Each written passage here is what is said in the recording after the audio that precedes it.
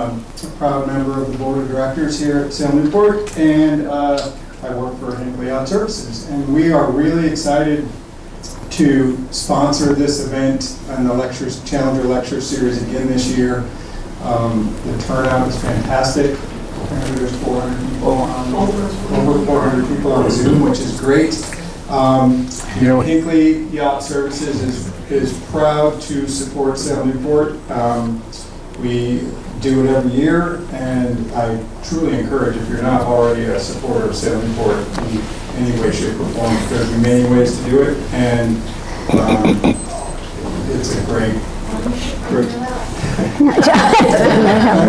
and it's a great nonprofit that really does wonderful, fantastic things in the community. So with that, I'd like to introduce Janet Garnier, who is the chair of Newport Operations for the Bermuda race. Thank you. Thank you. And it's overwhelming to me. I mean, a full house here and a full house on Zoom. This is fantastic. A tidbit, a piece of information, about 33% of the people that are here tonight in person have done the Newport Bermuda race. So that's pretty high statistics. I am not a racer, I'm a cruiser, but I have crossed the Gulf Stream 4 times. So I know a bit about the challenge of it. I returned 2 trips from Bermuda on my nephew's J35, and we had some wet, wild weather, as you might imagine in a J35. To give you an idea of how the evening will go, I'm going to be introducing each panelist, and they get 10 to 12 minutes to tell you all about them, not themselves, about the race and interesting things you need to know about the race. And then we'll have a little bit of time for questions, and at the end, I want to give you all an opportunity to talk to the people that are sitting here with those white stickers that have a number on it. That's the number of times these people have done the race, and I think you can all gain some knowledge from chatting with them. So some fun facts about the Newport Bermuda race. The largest number of boats we had was in 2006. That was the centennial race, and we had 265 boats racing. In 2008, we had 198 boats racing. The Comanche was the fastest monohull. Can you hear me out there? Because I'm getting little faces from people. Can you hear me? Sort of? More? Okay, I'll try it again. So Comanche is the boat, the monohull that has the fastest speed, and they did it in 2016 in 36 hours, 42 minutes, and that's about an average of 18.3 knots. Last year, in 2022, we had a trimaran, Argo, which is a Mod 70, that did it in 33 hours, and that was at a speed of 19 knots, 19.4 knots, I believe it was. So the slowest boat was in 1960, and they did it in 121 hours. And that was at a speed of about 5 knots. So big difference.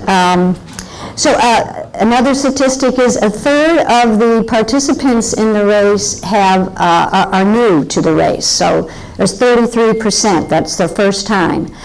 10% have done the race 10, 12, 15. We have people here tonight that have done the race 19 times, and there is a person who's done the race 30 times. So it's amazing statistics. So why is it called the thrash to the onion patch? Well, because it's pretty rough out there, and most sailing is done on a close halt, and before the 20th century, Bermuda was an agricultural island, and their main crop was onions. So there you go. Let me see. I think that's all you need to know. So now you need to meet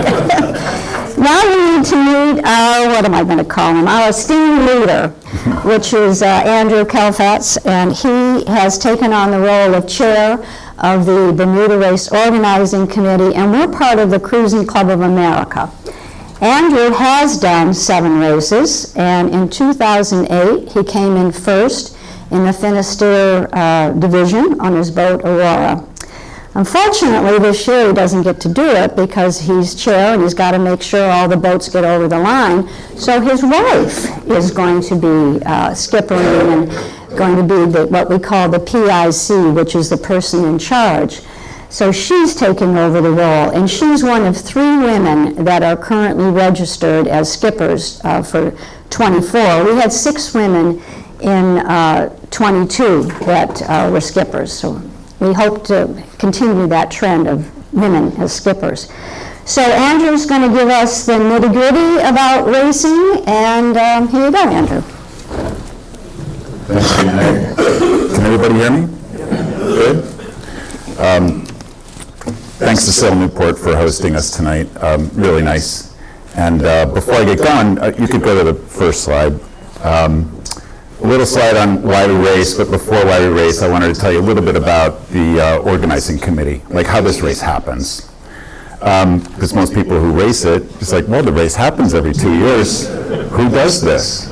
As Janet mentioned, it's the Bermuda Race Organizing Committee, which is part of the Bermuda Race Foundation. The stakeholders of that are the Cruising Club of America and the Royal Bermuda Yacht Club.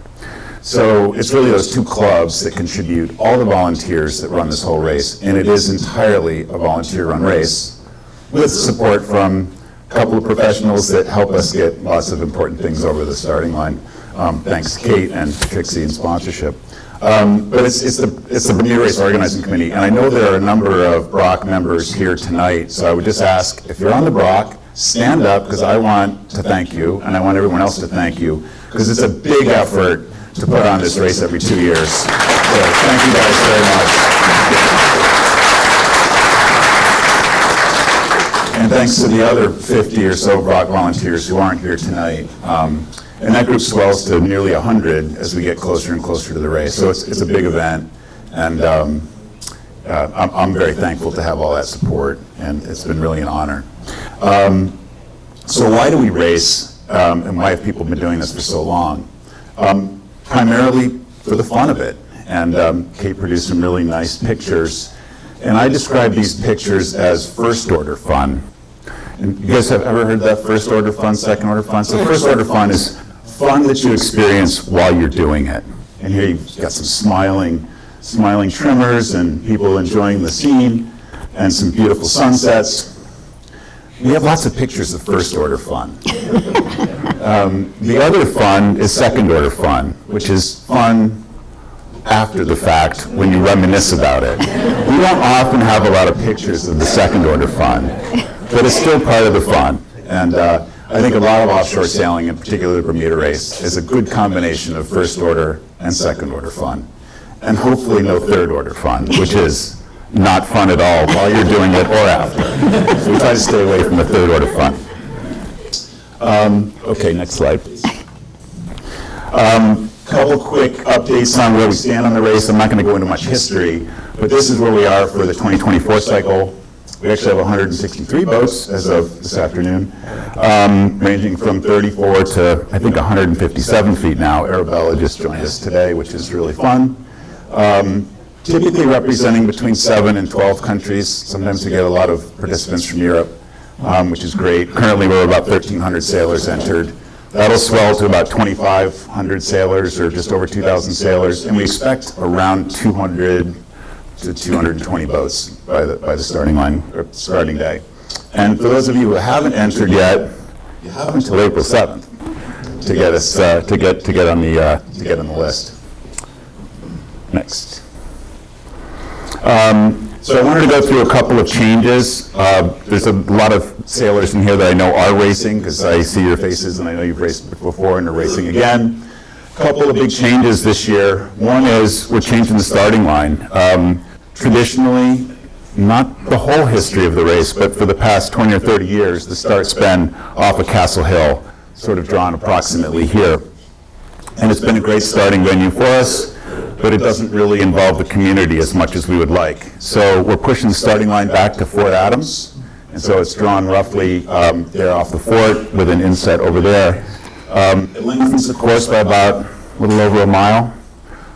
We think of that as giving every skipper a little bit more bang for their buck. So instead of sailing 635 for the same entry fee, we give them an extra mile. So we thought that would be a nice benefit for them. But it really brings the community into the race, because we can now, bring people for free to Fort Adams to really enjoy the racing up close. So I think it's going to be a really, really nice benefit and show off the great sport that we have of offshore sailing, bring the excitement more to the community. What else is new for the competitors? New this year is a new scoring model, and we introduced it via a newsletter perhaps 2 months ago, but it's really kind of a big deal, and it's going to change a lot of the luck factor in the race. So it's called FTCF, or Forecast Time Correction Factor Scoring, and basically what it does is allow us to take transient weather patterns that might affect the fleet differently out of the picture. So instead of having, and I put up these 2 little pictures here to show an example of the same race course forecast at the same time for 2 different boats. So in this example on the left side, you see the course, which is forecast from the beginning of the race to the end, and this is the weather that a particular boat might experience along their course. And you'll notice this line here. This is a line of isochrones, which means the line of position that a boat might be at a given point in time in the race. And you can see that they're stacked up enough that it really has become a wall. That might represent, 24, 36 hours worth of time to make it that little way across that. So this boat is forecast to run into basically a ridge that they're going to get parked for a day or so. The same forecast, but for a different boat, is represented over there. That boat, in this case, I think it's a slightly slower boat. You'll see that their projected route takes them right through that line with almost no slowdown. So it's the same course, the same weather forecast, but experienced very differently by 2 different boats. Now, in the old model, it would be unfortunate if you were this boat, because you're going to get very unlucky for about a day and a half. When the slow boats catch up to you, that ridge has disappeared and they get to sail right into Bermuda. And the problem is, of course, the faster boat doesn't have now much more time to make up their time penalty that they owe the other boats. So in the new scoring system, this forecast will assume that this boat's going to get stuck, and their expectation is they're going to get parked for that many hours. So their estimated time of arrival is going to be that much longer than the forecast for that boat. And so now you're racing, in effect, what your expected finish time is going to be for that forecast. Now, it doesn't take all the luck out of it, because as we know, forecasts are never perfect. So what you see on day 1 might not be what actually happens on day 3, but it's a heck of a lot closer than not forecasting it at all. So we'll be the first race to use this as an offshore scoring model starting in June. We're very excited about it, and so far the feedback from the race community has been excellent. So that's going to be probably one of the biggest changes other than the starting area. Now for the spectators, we have some new things too. The biggest thing is you can now come and watch the racing up close right at Fort Adams. So we've got a whole team working on bringing a really exciting event to Fort Adams.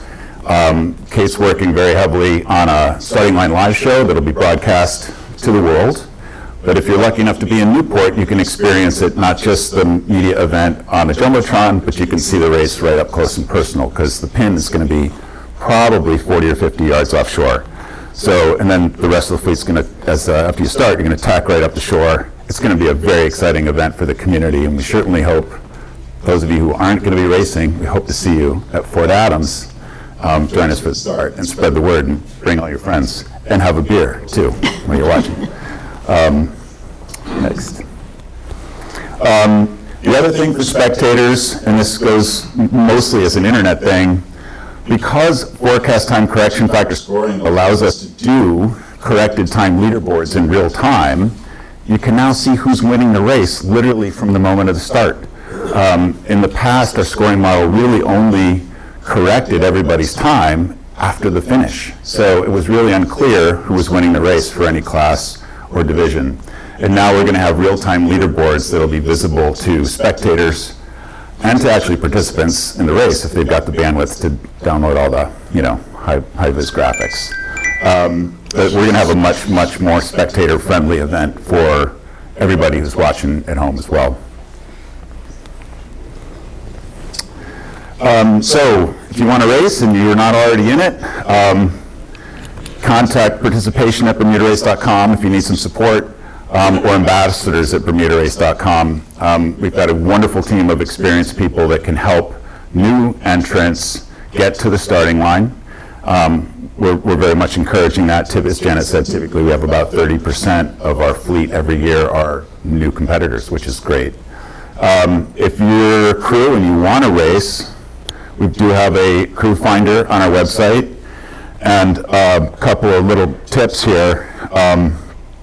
There's a website where you're able to submit for return delivery opportunities, so that's always a good little bit of experience to have in your pocket to be considered perhaps in a subsequent year as a racer. And also, little tip, if you have safety at sea and you're current with safety at sea course, as we get closer and closer to the race and skippers who weren't paying attention realize they don't have enough safety at sea qualified sailors, it's always an easy ticket to get on a boat. All right, last slide. So plan to be there. Please spread the word. We've got a lot of social media that's going to be helping us get the word out, and please follow us there. And finally, thank you to all our sponsors. We have a really wonderful relationship with a lot of our sponsor community. If you are out in the audience here or on the internet and think you might have an interesting opportunity for us, we do have some new opportunities with the Starting Line Live show in Fort Adams that we would love to talk to you about. So if you have a sponsorship opportunity, please come tell us. And thanks again to Sail Newport for hosting us.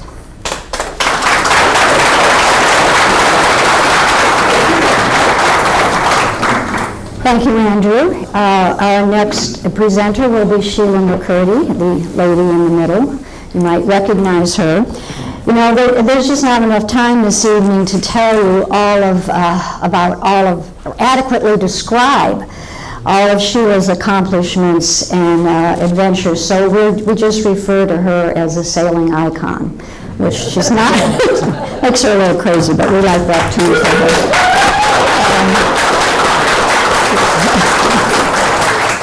So Sheila started sailing at 3 months. Her dad was a yacht designer, and the boat that she races on, her dad designed, and it was built in 1986. So she's been on that boat for a lot of years. Is there a photo? Oh, look at that, there's even a photo of it. That's great. This is Sheila's 20th race in the Bermuda race, and she's had 2 overall wins, and that's Second. Oh, I'm sorry. Oh, that's okay. For us it means you're a big winner, any way you look at it. So, what better person to give you some tips on how to prepare for the race? Here's Sheila.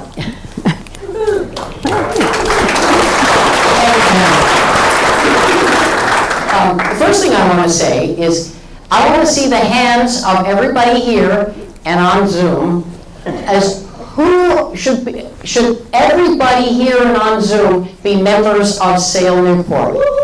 Yes. Okay, there were a couple of people who didn't put their hands up, but that's okay.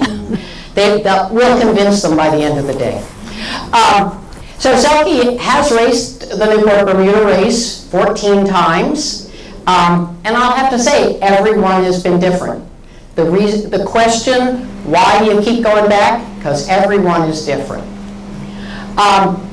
And in trying to boil all this down into 10 minutes, I figured out that you could look at the race as multiples of 3. So it is in fact a triathlon, but maybe not the way you think. It starts with preparation. Preparation is the longest part of the race and the most significant. Then you have the competition, and then you have to get the boat home. So it gets progressively easier generally. So the preparation you need is for the boat, and the crew, and then you have to do all the rules compliance, which is a world in of itself. So for the boat, you need to have the rig, the sails, and all the systems ready. For the crew, you need to pick for experience. You need to train them for anything else they need, like safety at sea or medical. The sail selection, you're going to need sails that go from storm sails to drifters. And everybody on the crew needs to know what is needed when. And of course, don't miss the skipper's meeting and the weather briefings there. That's a picture of a very big weather map at Jane Pickens Theater. Next slide. So only then are you ready to start and head to sea. This is the upper right is the start of the 2008 race. And you can start to see, and these pictures were all taken within a few hours of the start. Quickly, the fleet spreads out. It's amazing how quickly you lose sight of everybody. You think you're all going in the same direction. And then you are alone on a big ocean for some number of days, depending on the size of your boat. It doesn't feel quite so lonely anymore with tracking and everything else. But it's still up to the individual boats to race their own race. You can get yourself very tied up if you're looking at other important boats. I mean, if I try and race Selkie against Andrew's boat, you know, all I do is confuse myself. So you have to race your own race. And there, yes, all of us are trying to find the quickest way to the onion patch. So there are, in fact, 3 sections of the race. Remember my multiples of 3? There's the continental shelf, the Gulf Stream, and what we all refer to euphemistically as Happy Valley. Next. Early on the shelf, the race usually starts out cool and wet the first night. You really want that fleece and good boots often. And there are lots of sail changes generally. And at this point, the crew is still getting their sea legs, so they're maybe not up to 100%. So on Selkie, those with good stomachs might opt for the lower. The one back. Yeah, the lower right there, you see the diet of coffee and brownies until we can look forward to Annie Becker's famous shepherd's pie. And then the Gulf Stream is either a fun ride or just an obstacle to be endured, one way or another. And you will know that by the start. Now the next slide. Happy Valley. It is the second half of the race. It has the boats all approach the Bermuda High. It's where the light and warm conditions take over the crew and lull them because they are tired. They've been bashing along for a couple of days already. And you see crews gradually falling into inertia. So this is where you can win the race. If you can keep your crew motivated and focused and smiling, like Karen here, you can win the race or at least place in your class. Next slide. And you'll know you're getting close to Bermuda. These are Bermuda longtails. You'll see them 100 miles or more from the islands. So this is your clue that it's out there somewhere ahead of you. Next slide. And then, as time passes, slide. slide slowly. Next slide. So, this is perhaps my favorite part of the race, is the return home. This is a way to introduce a new generation or two to the adventure of offshore sailing. This is my nephew and his daughter. A couple of years ago, I will confess that she will not become an offshore sailor anytime soon. But she did use the trip as her college essay and got into the college of her choice. All right. So,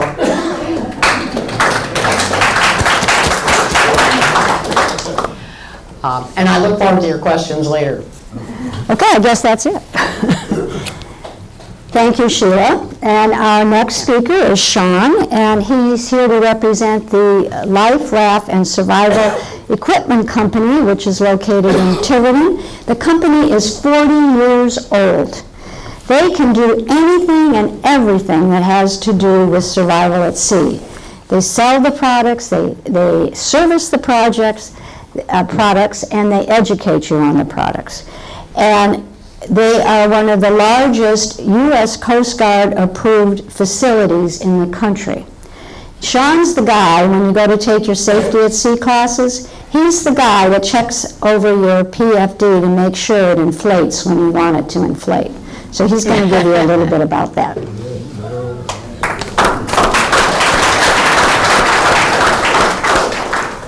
Thank you, everyone. What I'm specifically here for, actually, is that moment when you said the boats separate and you find yourself alone. Or that third tier of fun you so fondly talked about. That's what I'm here for. So, slide 1. Beacons, AIS units, PLBs. Look into what's new out there, what you need specifically for your situation.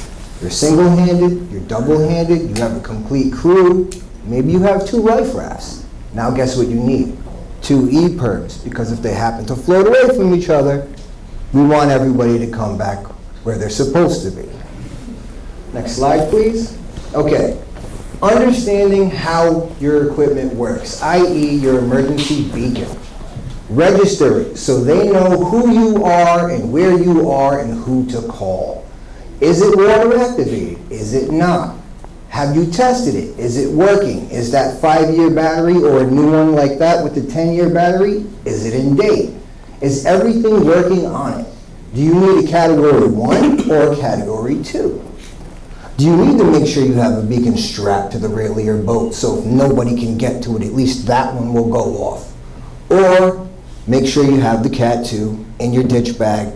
Grab that ditch bag, get to the raft, get out of Dodge. It's everyone's responsibility from the captain on down to make sure everybody knows what to do and when to do it.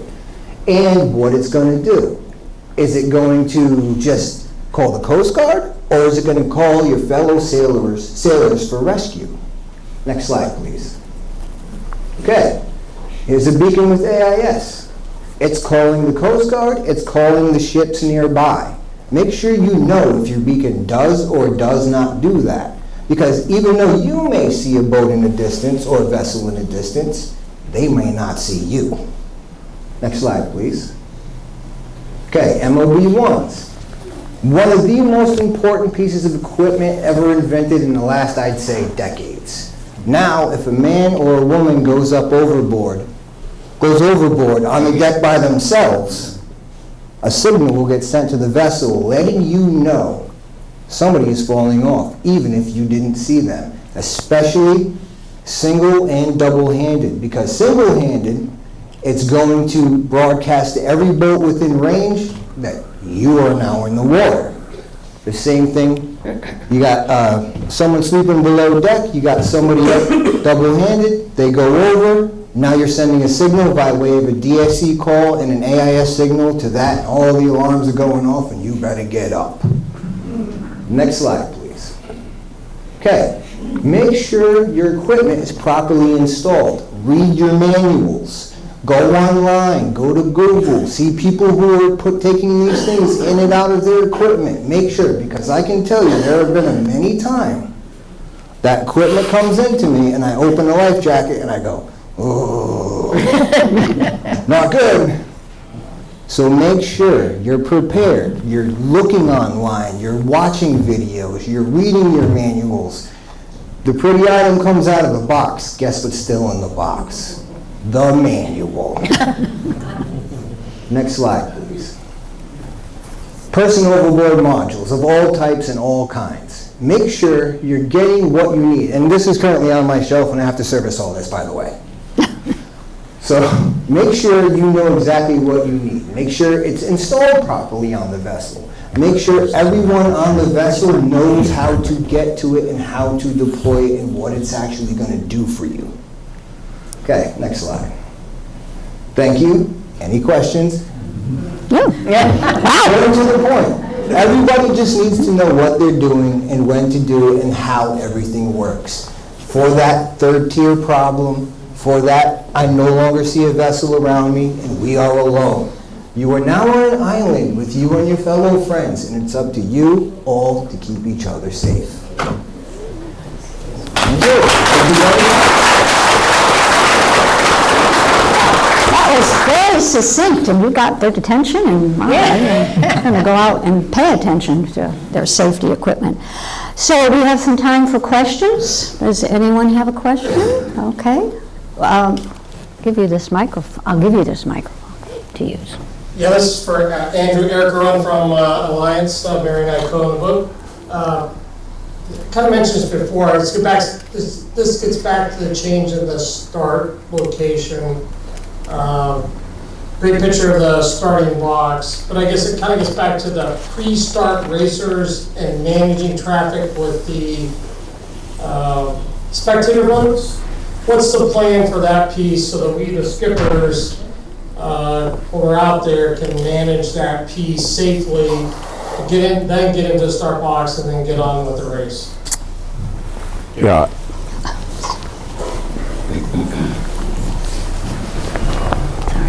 I think you guys all heard the question, so I don't have to repeat it. The answer is we have draft plans for how we're doing all spectator management. They haven't been published yet, but there is a very, very big bay to the north, obviously, of that starting box. And that starting box is basically just for the class that start, the vessels are starting. Everyone else is going to stay north of that. Not until after the questions, it's the next one. Maybe 30 or 40 boats there. Keep in mind, we start over quite a long period of time. You know, each start is on the order of, 10 or 15 to 25 boats typically.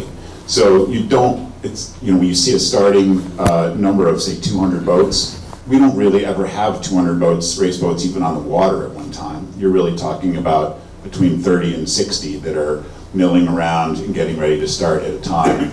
And our bay handles that size fleet starting all the time in many races. So it's not really a problem that hasn't been managed before in this bay. I think we're all very capable of managing that sort of a fleet in that area. So you'll see much more from us as we get closer and closer to the race. This was just a little symbolic drawing. You'll see much more from us about where the press alleys are, where the keep away points are, where the spectators are going to be managed. And one of the other issues that we're trying to manage, of course, by bringing it to Fort Adams is those people who want to spectate and were otherwise out in a huge fleet of spectator boats getting their brains beat out in big waves, hopefully they can enjoy a much more personal and up-close view right from Fort Adams. So we're hoping that we're going to see a lot of participation in Fort Adams instead of people being out in a large spectator fleet. Okay, thank you. Kind of a follow-on. Matt Gimple, Tori Gimple, we're Banter, new boat owner. I've done a couple races. The question really is post-start then. We're in the narrowest part of the bay at that point. Not a lot of room on starboard tack at the pin, by the way.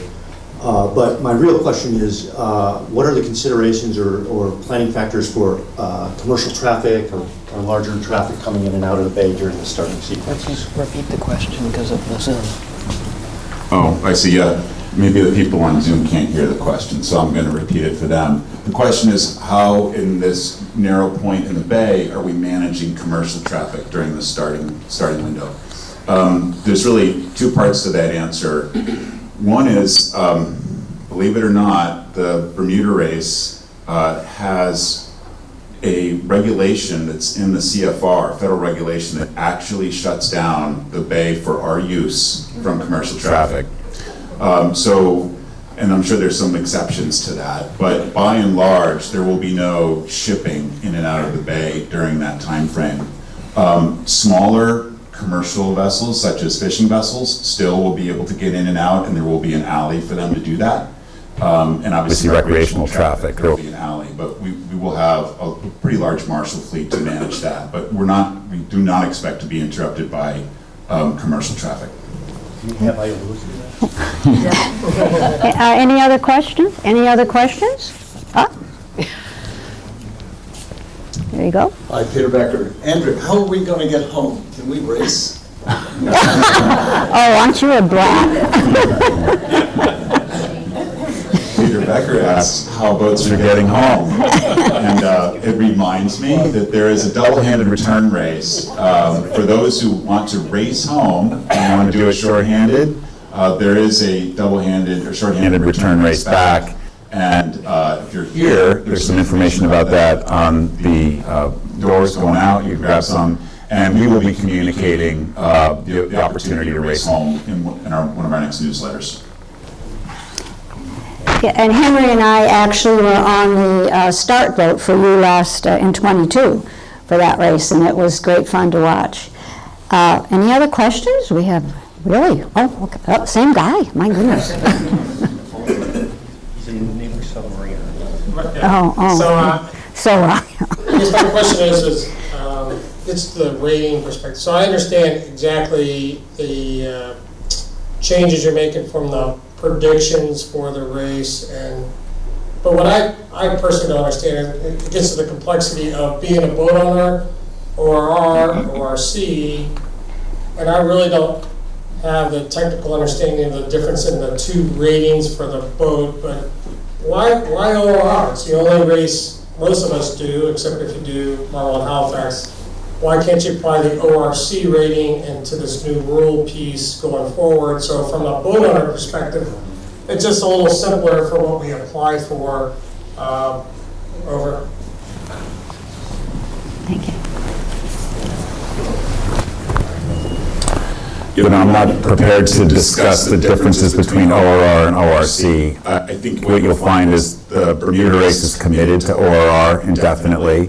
It's a great rating system, but don't confuse the rating system with the scoring model. The FTCF scoring model can be used with any rating system. They're independent. It's how we score the race versus how you get your rating certificate, which evaluates your performance. So the ORR or ORC, if you're racing another race, will generate a polar model for your boat. That polar model feeds into a program that helps us decide how fast you're going to get there. That generates the time correction factor. It's rating system independent, the scoring model that we've chosen. So I understand. It's just a matter of, it's just complex, ORR, ORC for the boat owner. So for example, ORC Worlds are in Newport this year, and a lot of people are getting ORC certificates, yet people have to go through a very similar process to get the boat rated for ORR for this one event. Yeah, I'm going to pass this over to Sheila, who can talk also about ORR. She's a member of the ORA organization.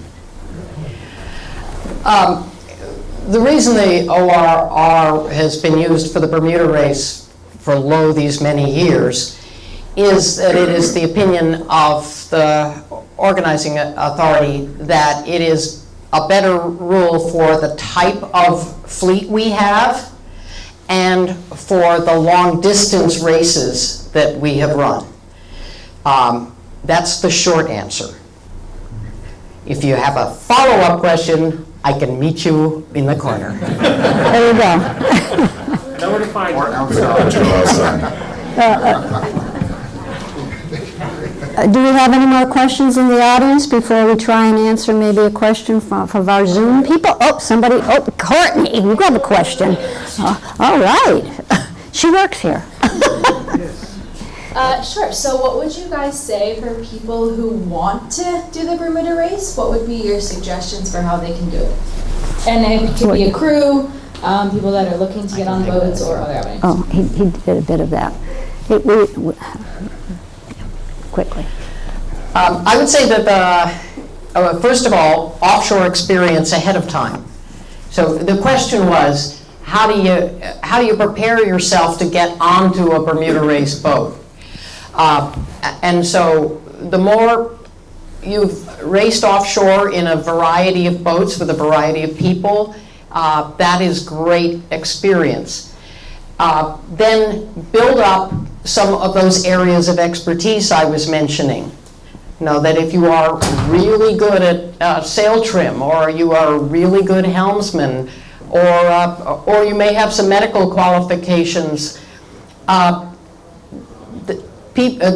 boats go and they're looking for particular things. So it's always really good to have sailed back from Bermuda first to make sure that you know what it is you're up against, so you can be at peak performance under racing conditions.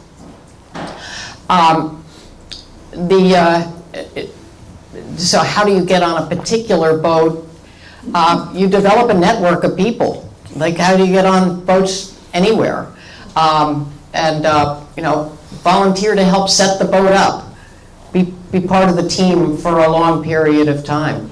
How many people in this room are looking for crew in this coming up race? Oh. Wow. Okay, this is not the group to ask. Well, how many are looking to be crew? Who here would like to get on a boat going to Bermuda? One or two? Yeah, okay.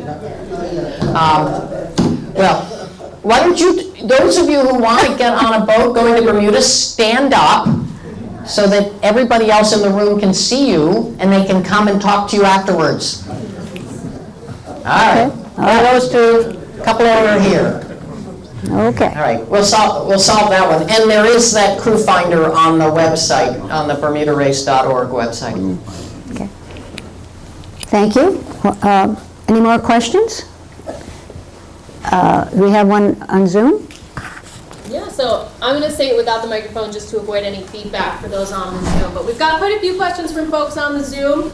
A few people have asked a little bit about the weather forecasting. So the new forecast scoring, correct? Is that going to be by a certain model? Is it going to be by a team of meteorologists? Some folks are just wondering how exactly the weather scoring itself is going to be put together. Sure. The program that we're going to use is Expedition. Basically, it's a software routing.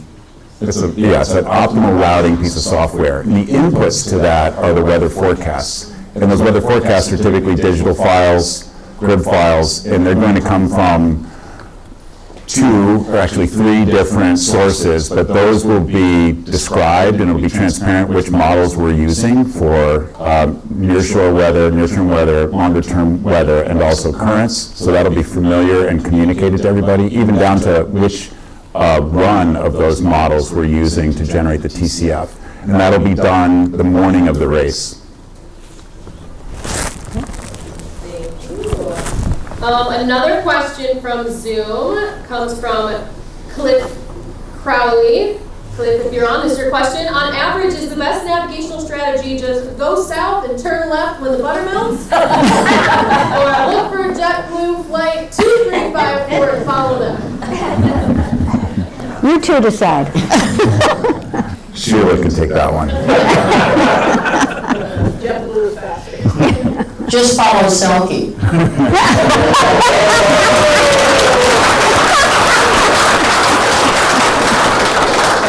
All right, we have another question about the more of the experience that's going to be down at Fort Adams. Are there going to be a little bit more, folks are wondering a little bit more about what they can expect from that. Are there going to be transportation methods that are going to get people down here from the fort, like ferries or buses?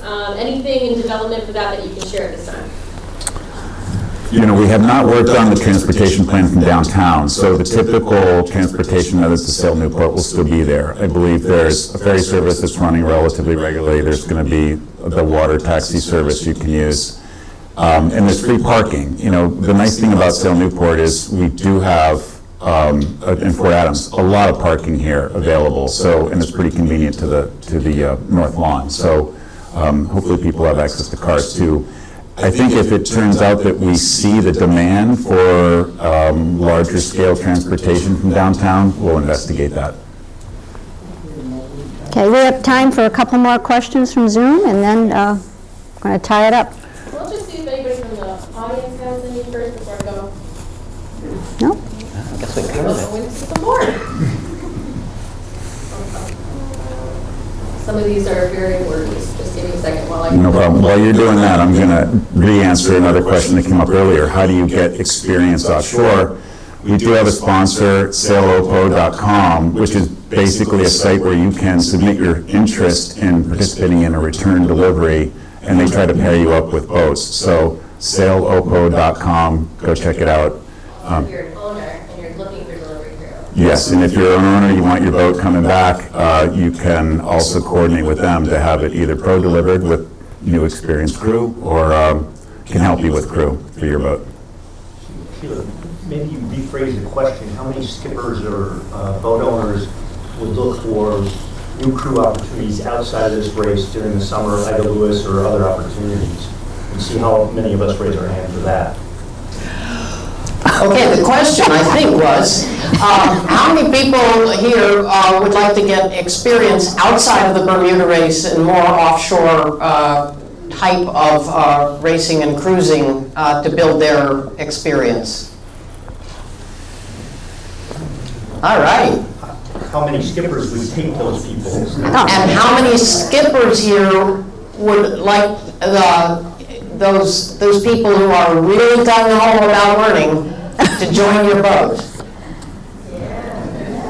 Oh, Everybody watching?